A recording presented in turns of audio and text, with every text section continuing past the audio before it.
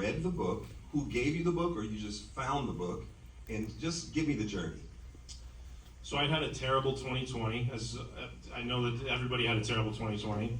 If you had a good 2020, I think that's weird, but I had a terrible 2020, for the obvious reasons, but also I had this huge professional failure where I was really, really, really close to getting a TV show on the air that I'd created, and at the last minute it was killed. And it was very devastating to me, and so I was in a funk around December of 2020, and I was reading this review for this book called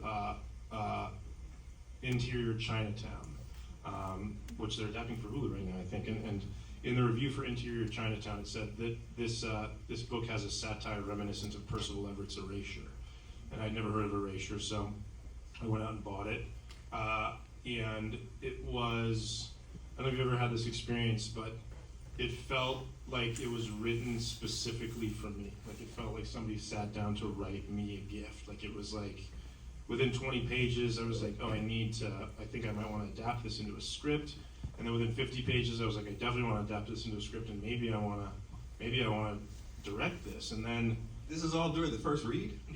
yeah, instantly. Like it was like, because it was not just, now that people have seen the movie, I can talk about it without spoiling stuff, but it wasn't just the sort of like the professional themes of like what it means to be a black creative and sort of like the limitations that people put on black life. Like that stuff was there, but it was also, I have two siblings.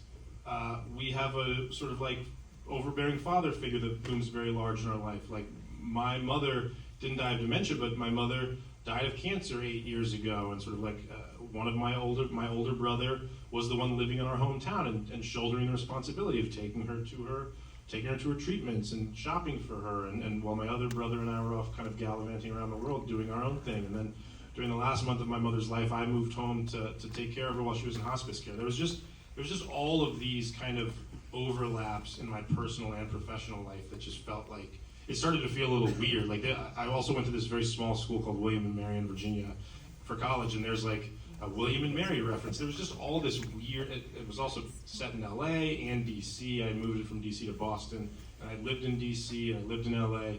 It just felt like there was just so much in the book that intersected with my life that it just felt like it was one of those things where every time I set the book down, I just felt it like calling me in my head, like come back and finish. So once you read the book,